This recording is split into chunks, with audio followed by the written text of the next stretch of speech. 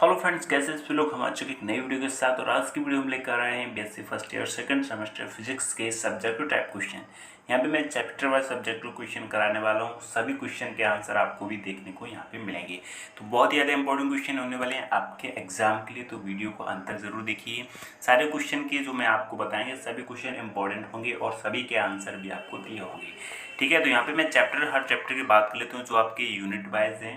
यहाँ पे जैसे फर्स्ट चैप्टर है ऊष्मागति के नियम और सेकंड चैप्टर आपका ऊष्मागति की फलन एवं उनके संबंध।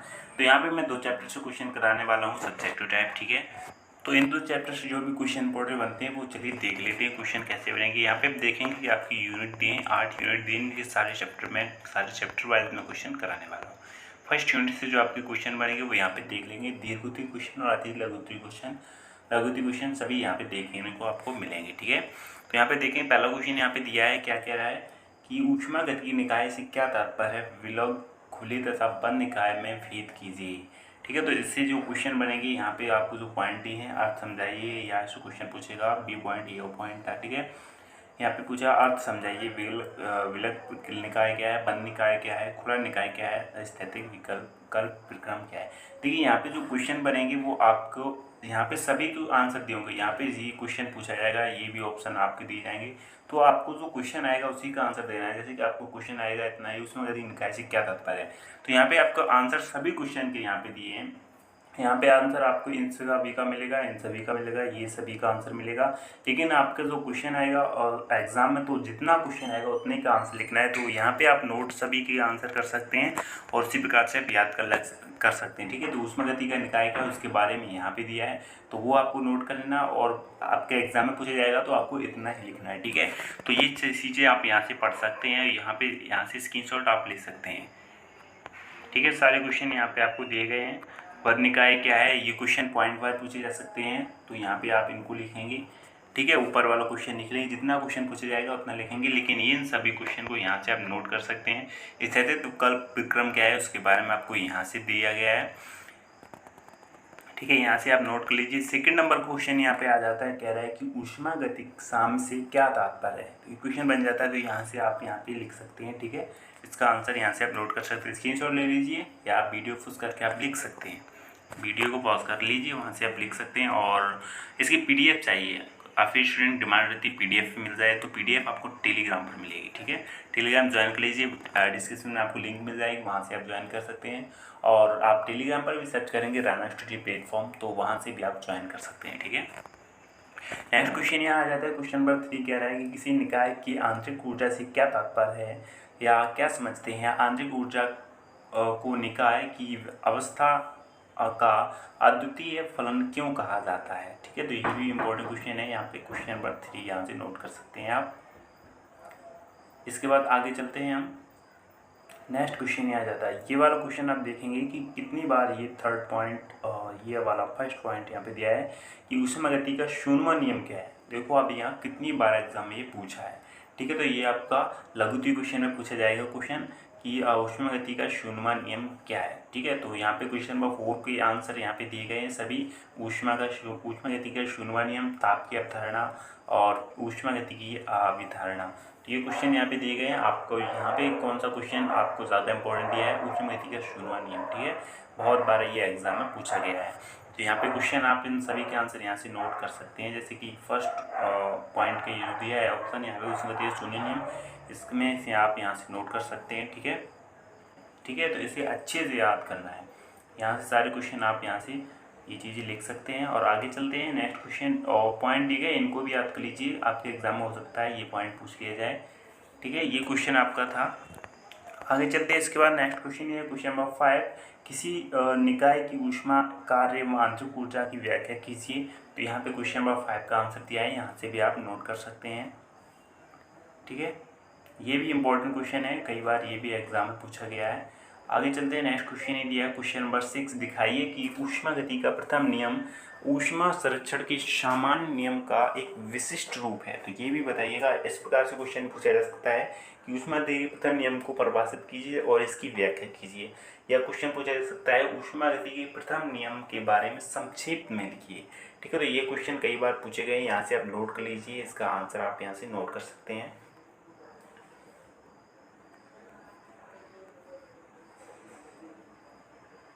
इसके बाद नेक्स्ट क्वेश्चन ये आता है क्वेश्चन नंबर 7। ये क्या कह रहा है कि परिभाषित कीजिए समतापी प्रक्रम, रुद्धोष प्रक्रम, समायनिक प्रक्रम और समदाबी प्रक्रम। ये आपके 4 प्रक्रम है, इंपॉर्टेंट है। ये भी इसमें यहाँ आप देखेंगे नहीं दिया है, लेकिन ये आपके एग्जाम के लिए बहुत ज़्यादा इंपॉर्टेंट है। यदि आपके जो आपके एग्जाम होते हैं MCQ से रिलेटेड क्वेश्चन आते हैं तो वो भी इन्हीं से ज़्यादा क्वेश्चन बनते हैं। ठीक है, यहाँ से आप नोट कर सकते हैं। अगला क्वेश्चन यह जाता है क्वेश्चन नंबर 7। यहाँ कह रहा है कि ऊष्मागति के प्रथम नियम को लिखिए और इसके आधार पर समतापी और रुद्धोष प्रक्रम की व्याख्या कीजिए। तो ये क्वेश्चन आ जाता है, काफ़ी ज़्यादा इंपॉर्टेंट है। नेक्स्ट क्वेश्चन है समदाबी व समायनिक प्रक्रमों का क्या अर्थ है? इन प्रक्रमों में आदर्श गैस द्वारा किए गए कार्य की गणना कीजिए। तो यहाँ से आप इस क्वेश्चन का भी आंसर नोट कर सकते हैं। ये सभी इंपॉर्टेंट क्वेश्चन है। ठीक है, आगे चलते हैं। नेक्स्ट क्वेश्चन ये दिया है कार्य तथा ऊष्मा की तुलना की विवेचना कीजिए। ठीक है, तो यहाँ से इस क्वेश्चन का भी आप आंसर नोट कर सकते हैं। अगले क्वेश्चन है, ये सभी क्वेश्चन आपके लघुत्तरी क्वेश्चन चल रहे हैं। ठीक है, नेक्स्ट क्वेश्चन है आदर्श गैस के लिए रुद्धोष्म समीकरण स्थिरांक का निगमन कीजिए। तो यहाँ पे काफ़ी अच्छा क्वेश्चन है ये, यहाँ से आप इसे भी नोट कर सकते हैं। नेक्स्ट क्वेश्चन ये आ जाता है अगला क्वेश्चन नंबर,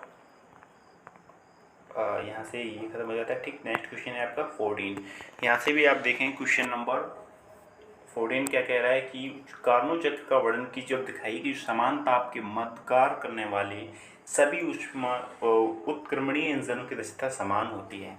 ठीक है, ऐसा क्वेश्चन आपके एग्जाम में पूछा जा सकता है या क्वेश्चन इस प्रकार से भी पूछे जा सकते हैं। ठीक है, क्या कह रहा है कि कार्नो इंजन ऊष्मा इंजन क्या है, कार्नो चक्र का वर्णन कीजिए तथा कार्नो इंजन की दक्षता का परिकलन कीजिए। ठीक है, तो यहाँ पे क्वेश्चन कई बन जाते हैं, यहाँ पे अलग अलग थोड़े सा डिफरेंट, तो इसी प्रकार से आपको याद करना है। जितना पूछा जाए उसका ही आंसर आपको लिखना है। यहाँ पे कार्नो इंजन क्या है इसके बारे में, कार्नो ऊष्मा इंजन क्या है उसके बारे में हेडिंग बना के आपको लिखना है, फिर पॉइंट डाल के ये चीज़ें आपको वर्णन कर देना है। ठीक है, तो यहाँ से आप आंसर नोट कर सकते हैं। इन्हीं क्वेश्चन से जो आपके दीर्घ उत्तरीय प्रश्न होते हैं उन्हीं से आपके लघु उत्तरीय क्वेश्चन भी बन जाते हैं। कार्नो इंजन क्या है ओनली इतना ही पूछा जा सकता है। कार्नो चक्र की विभिन्न स्थितियों का वर्णन कीजिए या कार्नो इंजन की दक्षता के लिए व्यंजक प्राप्त कीजिए। तो ये भी इंपॉर्टेंट क्वेश्चन है, क्वेश्चन नंबर यहाँ पे तीसरा लघु क्वेश्चन में। ठीक है, तो यहाँ पे इसे नोट कर सकते हैं, बहुत ही अच्छा क्वेश्चन है ये दीर्घ क्वेश्चन था यहाँ पे। ठीक है, और जिसमें लघु क्वेश्चन भी बनते थे। अगला क्वेश्चन यहाँ जाता है कार्नो प्रमेय बताइए, कार्नो प्रमेय बताइए तथा सिद्ध कीजिए। यहाँ पे क्वेश्चन अच्छा है, क्या कह रहे हैं, कार्नो प्रमेय बताइए तथा सिद्ध कीजिए। नेक्स्ट क्वेश्चन अथवा करके पूछा जा सकता है, दो निश्चित तापों के बीच कोई भी सामान्य इंजन कार्नो इंजन के अधिक दक्ष नहीं हो सकता तथा सभी कार्नो इंजन समान रूप से दक्ष हैं, इस कथन को सिद्ध कीजिए। ठीक है, तो यहाँ पे क्वेश्चन आपका बन सकता है। तो आगे चलते हैं, इस प्रकार से भी क्वेश्चन पूछा है, कार्नो प्रमेय पर संक्षिप्त टिप्पणी लिखिए।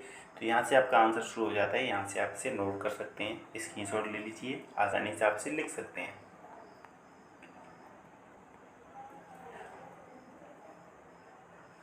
और ये जो सभी क्वेश्चन के आंसर दिए गए हैं जो बहुत ही इंपॉर्टेंट क्वेश्चन है, इन क्वेश्चन की डिटेल आपको यूट्यूब पर और भी टीचर्स हैं जो आपको बता देंगे डिटेल से इन क्वेश्चन को आपको पढ़ना है ताकि आपके समझ में आ जाए।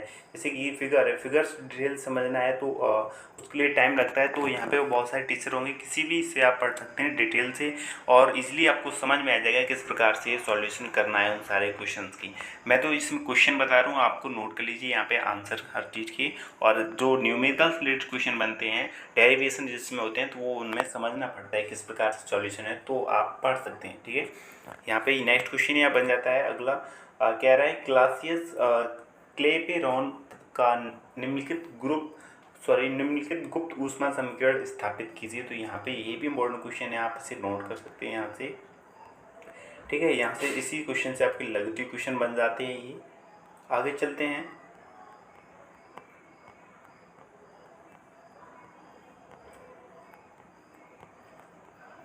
अगला क्वेश्चन यहाँ देख लेते हैं। ठीक है, एंट्रोपी ताप आरेख क्या है, एंट्रोपी ताप आरेख क्या है, इसकी महत्वता बताइए। एंट्रोपी ताप TS आरेख पर संक्षिप्त टिप्पणी लिखिए। तो ये भी क्वेश्चन कई बार पूछा गया है, इस प्रकार से क्वेश्चन बन जाते हैं। तो यहाँ से आप इस क्वेश्चन का भी आंसर नोट कर सकते हैं, ये भी क्वेश्चन पूछा गया है यहाँ पे इस प्रकार से। ठीक है, इसके बाद आ जाता है नेक्स्ट आपका टॉपिक यूनिट नंबर 2, कह रहा है कि ऊष्मागतिक फलन एवं उनके संबंध। यहाँ पे उस चैप्टर नंबर दूसरा आ जाता है, उससे भी जो क्वेश्चन बनते हैं वो भी हम देख लेते हैं। जैसे कि पहला क्वेश्चन ये है, मैक्सवेल की ऊष्मागतिकी संबंधों की व्युत्पत्ति कीजिए। मैक्सवेल की ऊष्मागतिकी संबंध क्या है उसके बारे में आपको बताना है, ठीक है। तो यहाँ पे आपका उत्तर यहाँ दिया है, आप यहाँ से नोट कर सकते हैं, ठीक है। ये भी आपका जो डेरिवेशन दिया है काफ़ी ज़्यादा इंपॉर्टेंट क्वेश्चन बन जाते हैं। ये वाला जो आपका फार्मूला है न्यूमेरिकल विषय से रिलेटेड बनते हैं, जो भी आपके क्वेश्चन डेरिवेशन से रिलेटेड होते हैं उन्हें आपको समझना बहुत ज़रूरी होता है, क्योंकि न्यूमेरिकल जो क्वेश्चन बनते हैं फर्स्ट और सेकंड चैप्टर से न्यूमेरिकल भी क्वेश्चन बनते हैं, तो वो इन्हीं डेरिवेशन से जो क्वेश्चन बनते हैं, जो फार्मूले निकल के आते हैं उन्हीं पे बेस न्यूमेरिकल क्वेश्चन बनते हैं, ठीक है। तो उनसे आपको पढ़ना है, ठीक है। आगे चलते हैं, यहाँ से इनको आप नोट कर लेना है, समझना है तो आपको और किसी अदर टीचर से समझ सकते हैं डिटेल में, जो आपकी कैसे न्यूमेरिकल रिलेटेड क्वेश्चन बनते हैं, ठीक है। डेरिवेशन है जिसमें। आगे चलते हैं, नेक्स्ट क्वेश्चन है दिया है, ऊष्मागतिक विभव क्या है, इसकी उनकी सहायता से मैक्सवेल के समीकरण को व्युत्पन्न कीजिए, ठीक है। नेक्स्ट क्वेश्चन में बनता है, ऊष्मागतिक विभवों का वर्णन कीजिए, मैक्सवेल के ऊष्मागतिक नियमों का संबंधों का परिकलन भी कीजिए। अथवा करके ये सारे क्वेश्चन यहाँ से बन जाते हैं, आप यहाँ से रीड कर लीजिए। इसी से रिलेटेड जो लघुत्तरीय क्वेश्चन बन जाते हैं वो भी इंपॉर्टेंट हो जाते हैं यहाँ से। जैसे कि ये वाला क्वेश्चन देखेंगे, एंथैल्पी का पर टिप्पणी लिखिए, तो ये भी क्वेश्चन देखेंगे कितनी बार एग्जाम में पूछा गया है। ये जो आपके दीर्घोत्तरीय क्वेश्चन दिए हैं इन्हीं से लघुत्तरीय क्वेश्चन बनते हैं। मैक्सवेल की ऊष्मागतिकी संबंधों को लिखिए, तो ये क्वेश्चन आपका बन जाता है, ठीक है। तो यहाँ से आपने नोट कर लीजिए, बहुत ही इंपॉर्टेंट क्वेश्चन है ये। यहाँ पे जिस आपको जो आंसर यहाँ से याद करना है और आपके एग्जाम में जितना पूछा है उतना ही आपको लिखना है, पूरा लिखने की ज़रूरत नहीं है। जैसे क्वेश्चन यहाँ पे दीर्घोत्तरीय क्वेश्चन दिए हैं, आप यहाँ से दीर्घोत्तरीय क्वेश्चन को याद करेंगे, लेकिन क्वेश्चन में लघुत्तरीय क्वेश्चन पूछेगा इतना ही शॉर्ट करके कि ऊष्मागतिक विभव का वर्णन कीजिए, तो आपको इतना ही लिखना है, मैक्सवेल का परिकलन नहीं करना है, ठीक है। तो यहाँ पे इस प्रकार से आप क्वेश्चन नोट कर सकते हैं। इसी प्रकार से आपको एग्जाम में लिखना है, पूछा जाएगा ऊष्मागतिक विभव क्या है, इतना ही पूछा जाएगा, तो इसमें जो आंसर दिया उतना ही आपको लिखना है, ठीक है। आगे चलते हैं, हम नेक्स्ट क्वेश्चन यहाँ देख लेते हैं, इन सभी को आप यहाँ से नोट कर लीजिए। अगला क्वेश्चन यह जाता है, जूल थॉमसन गुणांक के लिए निम्नलिखित संबंध स्थापित कीजिए। क्वेश्चन नंबर 6 यहाँ था, और यहाँ पे इस प्रकार में दर्शाइए कि आदर्श गैस के लिए U is equal 0, mu is equal 0, ठीक है, म्यू दिया है। आगे चलते हैं, नेक्स्ट क्वेश्चन यहाँ देख लेते हैं।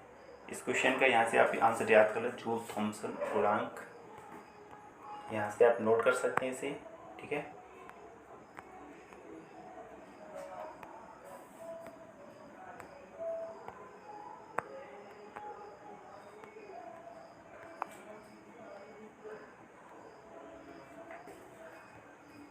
ठीक है, अगला क्वेश्चन ये आ जाता है, क्या कह रहा है, दिखाइए कि ये C2 minus C1 is equal dl/dt minus L/t। इस प्रकार से आपको यहाँ पे सिद्ध करना है। ये भी क्वेश्चन आपके एग्जाम में पूछा गया है, ठीक है। यहाँ से आप देख सकते हैं 2004-10 में पूछा गया है ये क्वेश्चन। आगे चलते हैं, नेक्स्ट क्वेश्चन याद इसी प्रकार से क्वेश्चन यहाँ दिया है, इसका आंसर यहाँ से आप नोट कर लीजिए। और नेक्स्ट क्वेश्चन ये आ जाता है कि जूल थॉमसन प्रभाव क्या है, सरल डॉट प्रयोग का वर्णन कीजिए।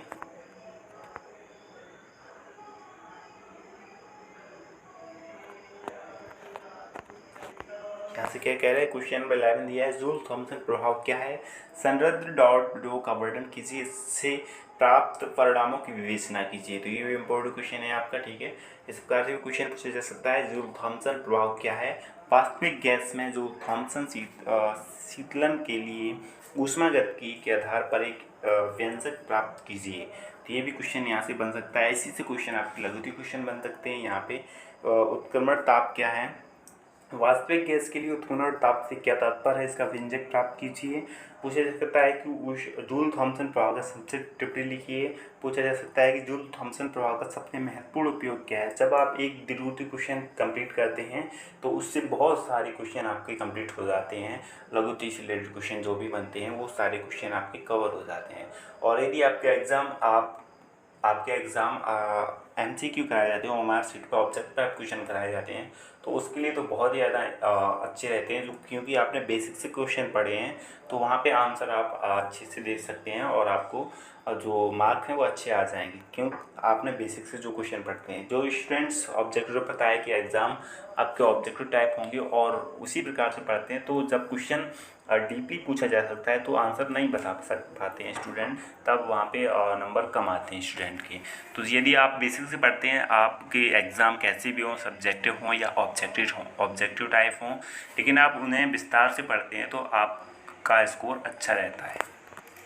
चाहे भी यहाँ पे आप देखेंगे जो भी स्टूडेंट सब्जेक्ट टाइप जिनके एग्ज़ाम सब्जेक्टिव टाइप हैं तो उनके लिए तो ये इम्पोर्टेंट है ही, और जिनके एग्ज़ाम ऑब्जेक्ट टाइप हैं वो भी इन्हें पढ़ सकता है। ठीक है, यहाँ से नोट कर लीजिए, इन्हीं से ऑब्जेक्ट टाइप क्वेश्चन बनते हैं, तो जो भी स्टूडेंट इन्हें पढ़ेगा बेसिक से तो उसके एग्ज़ाम में अच्छे नंबर ही आएंगे।